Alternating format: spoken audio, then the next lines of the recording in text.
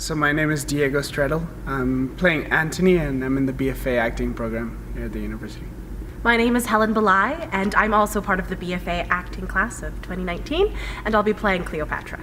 One of my favorite things about the show right now is that it's got so much visual art. It's just such a beautiful, abstract thing that's being put on stage that I don't think that has ever been put on the Tim stage before, anything like this aesthetic before. But sometimes 'tis too narrow for his vast soul, and then he starts out wide and bounds into a vice that bears him far from his first course and plunges him in ills. Peter has mentioned at the very beginning a very interesting concept, that this is one of the first real pieces of realism ever put on stage.